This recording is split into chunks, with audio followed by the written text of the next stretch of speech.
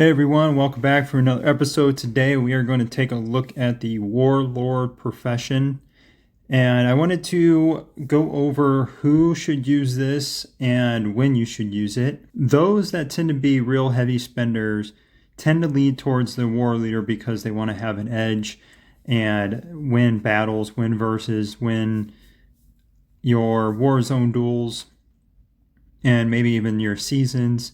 And war leader gives you such a huge advantage in battles. Even if you aren't a heavy spender or you're not the strongest person, you can decide to switch later to war leader after you've done some work as engineer, got some things upgraded, and say you have a big war zone duel that's coming up and you want to make as big of an impact as you can for your team.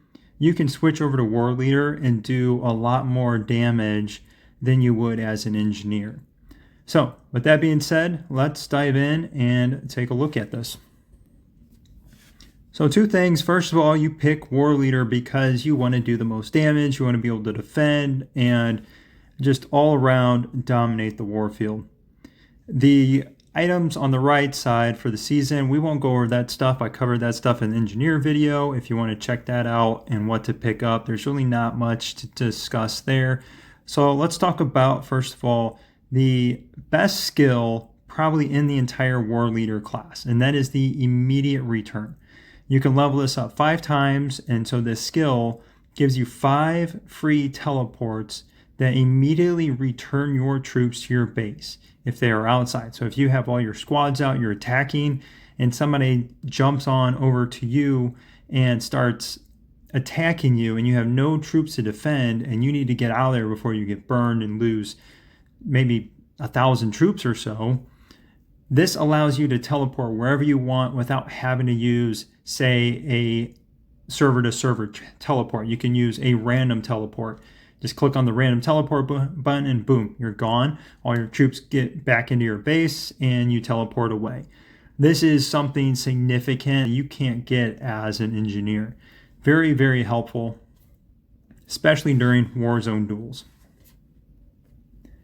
Next on the right here, we have the unit mobilization. This is a pretty good skill. I wouldn't say this is really great because a lot of the times you should be training troops throughout the week and you should be able to hit nearly max on Fridays unless you're in a season. If you're in seasons or you're in war zone duels and you're using a bunch of troops every Saturday, then this skill becomes more effective at those times. So if you change to war leader just because you're in a war zone duel from engineer, this is a skill you probably want to pick up just because it's going to help you get more troops every few days really fast. And then moving on up, you have the drill ground prep. This is another one that I would highly recommend if you're in this class. Increase your drill capacity. The more troops you have, the more troops you can spend. And then same thing with the hospital prep.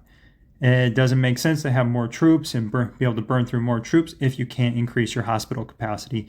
This is something you certainly want to pair with, get with an engineer and have them give you the increased hospital capacity if they have that skill available, because then you're going to have your increased capacity here up to 10% when this is leveled up, and then you can get an additional 50% from an engineer skill. So you could have up to possibly 16,000 or 18,000 troop capacity depending on what your hospital levels are at. And then next at level 10, you get the craze. This is very, very good because it increases your war fever state up to an additional 5%. So your attack, your defense, and HP all increase. So again, you're going for most damage. This is one way to get it, is to increase your war fever. And then the urgent cure, this is very, very helpful in war zone duels and during seasons when you're doing season fights, because you can instantly heal all the troops in your hospital. You'll just have to increase this up to increase the cap of the troops that you can heal. So just keep this in your back pocket. If you say you're up to 10,000 troops and you need to quickly heal some, hit this and you'll heal a bunch of them immediately. So very, very effective. Going up to winning pursuit. This is an all right skill. I don't think this is something that you necessarily need to pick up because you're only increasing the casualty rate to the targets that are burning. So if you're just hitting somebody and you're burning their troops, but maybe they have 3 teams on their wall, you may be killing a lot of troops, but you're not getting that effect out of this. And overall, it just doesn't make that big of an impact versus putting skill points into other things that actually boost your overall attack defense, things like that. And then right next to that is the intensive training, which is a very, very good skill to have. Anytime you're running as warlord, you are probably going to be using a lot of troops, and the best way to get troops is to train them. So use this. You'll have 25% when this is maxed, which really helps you speed up those troops. And as long as you're training troops throughout the week, you should have a pretty good shot of getting full troops every week, even if you spend most of them every Saturday in either Warzone duels or during the season. Going up to level 20 here, the March in Badlands, 100% pick this up. Because if you're a warlord, you want to move fast, and you want to be strong. This allows you a 50% increase during capital conquest. So during Warzone duels, this is one of the greatest skills that you can get because you'll be able to move so much faster than others that are maybe engineers, or maybe they don't have this skill. So you can get to the capital faster, you can take over cannons faster, you can just hit other people's bases faster. It doesn't seem like a lot, but when you're moving around the battlefield, this helps significantly. And then next to that is the warfare supplies. I don't think this is necessarily a great skill. It is pretty helpful because you have to plunder, and it gives you 50% more when you're plundering. So if you have a cap of say 8 million, maybe you can get about 12 million worth of resources. So not terrible, but not the greatest skill when you're looking at warlords and what you need to do damage. Going up to 25, you have Inspire. This is something you certainly want to max out. Again, similar to your HP attack defense stat increases, the unit morale boost is significant as well. The higher your morale, if you exceed the either attacking or defending team, if your morale is higher, then you will do more damage. And then the speed up reinforce, this is not bad. I don't think this is super great for the warlord. Overall, I don't think this will give you that big of an advantage when you could easily use something like diamonds or something like that if you really needed to hurry up and get to somebody's base. Moving up to 30, you have Team Strike. And this is a pretty good skill to have when you are in a season, specifically because you will be probably leading rallies or having multiple people lead rallies against alliance centers and other buildings during the seasons. And the more damage you can do in those rallies, the more effective you are going to be in trying to wipe out all the teams that are in there and then allow other teams to rally or to flow in behind the rallies and capture whatever it is you're trying to capture. So increasing rally strength is very, very good. A lot of people tend to forget about rallies, but they are very strong. And again, this is good if you have a war leader during the season that is taking on the Doom Elites. If you have a war leader that is really strong in there and they have high resistance, they'll be able to push through those Doom Elites and then take dig sites and things like that during seasons faster too. Going over to Disguise, this was an interesting skill that was released. I don't think it's good. This is something that would be used in a kind of like a sneak attack scenario, which typically warlords do not care about hiding their information. So again, not something I would put any skill points into. Going up to 35, you have the Tactical Reinforce.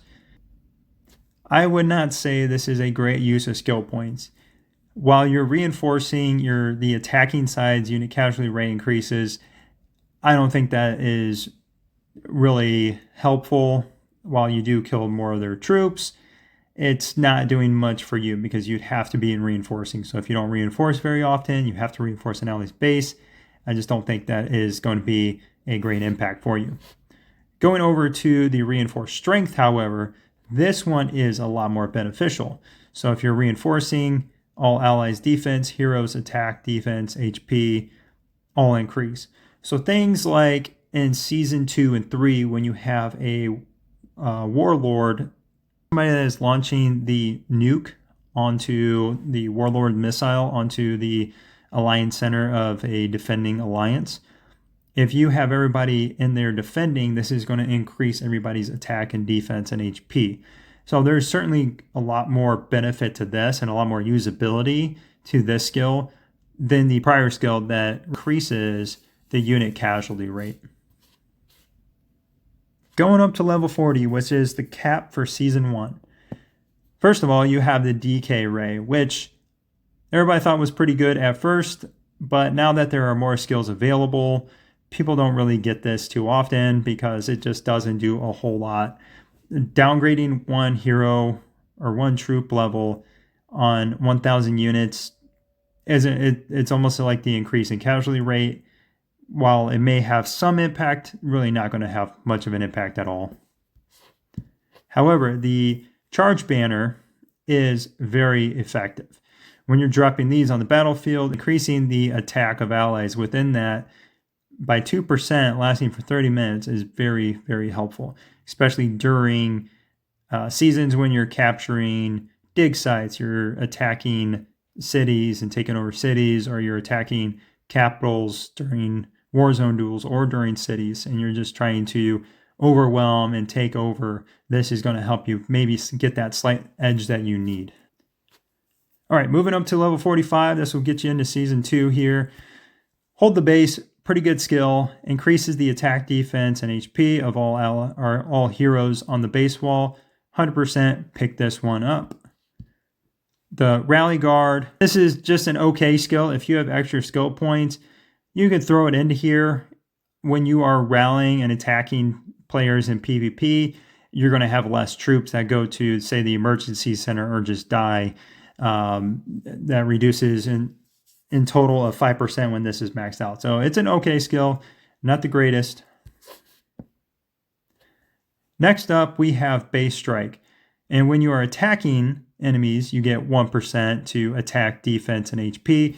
When this is leveled up, that's 5%. So if you're in season 2 or out of season 2, picking up hold the base and base strike are 100% must-haves. Going over to destruction mine, you could pass on this. I don't think this is great. Hyper war fever, yes, you need this 100%. It increases the ability essentially from war fever, but you also have an extended 5-minute timer to your war fever cooldown. So just be careful about that. While you do get the increased bonuses, you are going to be under war fever for longer. This skill here, the Rally Vanguard. This is, again, an okay skill that you're increasing the casualty rate in PvP rallies for the opposing team by up to 5% when this is maxed out. It's an okay skill if you are, say, in Capital War and things like that, and you're trying to burn a lot of troops, and you're trying to send as many of them to essentially the grave as you can. This is okay, but again, it's only if you're going to be sending a lot of rallies. Level 60, there are 2 skills here that you absolutely want to pick up. Efficient training, yes. Reduce the cost. That's always good when you're reducing the cost to train troops. And then riot control, the damage reduction of up to 5% when this is maxed out. Yes, you always want to have damage reduction. 65 is an interesting level. The hero attack increased by 1% for desert and winter storm battlefields. It's okay if you have extra skill points laying around and you really want to maximize your damage you're doing in desert storm and the winter storm. Winter storm maybe not as important. Desert storm, that may be more important in that situation. So if you have extra skill points, yeah, you can certainly put them into here. And then the banner upgrade, again, this is an increase on the previous banner, and it is also good if you have the additional skill points. Going up to level 70, the assault squad, 100% pick this up. Reduces the enemy crit rate when maxed out by 5%. Yes, I run this anytime I'm warlord. And then the provocation. This skill I don't think is really worth it. If you don't have the skill points, you can certainly put them into other things that are going to give you more benefit. You're just adding war fever to somebody. Don't think it's that great. You are only preventing them from shielding for a short period of time. All right, now we are getting into Season 3 stuff. The Warzone Invasion. Yes, this is certainly one skill you want to pick up heading into the season. You increase your attack by 5% when you invade another war zones. And then similar to the other skill, this is going to give you an extra attack increase for your heroes in the arena. Again, if you're really focused on it, yes, you can pick this up. Is it going to help you all the time? No. And then going up to 80, you're going to have the increased drill grounds. Again, pick this up. And then this is an increase on the previous combat raider skill. You're doing more damage in the Desert Storm and Winterfield battlefield. If you do have extra skill points, you can pick this up, but not needed. When you get up to level 90, you have Base Strike 2. Again, pick this up. You're getting an increase of 5% to attack, defense, and HP when attacking enemy bases. This right here is a pretty good skill. The Train Protection. When upgrading this, you get 5% attack, defense, and HP when you're defending Alliance trains and your own trucks. So if you're sending out some pretty good trucks and you're running the train for your Alliance, this can be pretty helpful unless you know that you can be hit by almost anybody. Then you would probably just want to stay away from this and use those skill points elsewhere. Going up to level 95, again, you're going to have two skills here you always want to pick up. The reduced damage from critical hits, yes, pick this up, max that out. And then unit mobilization 2, yes, pick this up, max that out, reduce the time for training. When you get to level 100, you're going to open up the mobile medical aid. This skill, I think, is a lot better than the previous skills that were reducing the critically injured. This skill I would probably pick up over those. And then the camouflage march. This, I can say you could probably pass on. It's more of a gimmick than anything else and not really useful. That is the War Leader explained. I hope this helps you guys make a decision on what to choose in this class. And again, if you are engineer, you can use the tokens to change over to War Leader at any point if you need to for things like Warzone duels or maybe during seasons, during the actual fighting stages where you want to have those advantages. I think especially in Season 2 and Season 3, the War Leader packs even more of a punch now. So very good to use if you want to save your exchange tokens. As you can see here, I have 2 of the profession change certificates. You can save these, use them outside of the season at any point that you do deem necessary. Anyways, guys, thanks for watching and have a great one.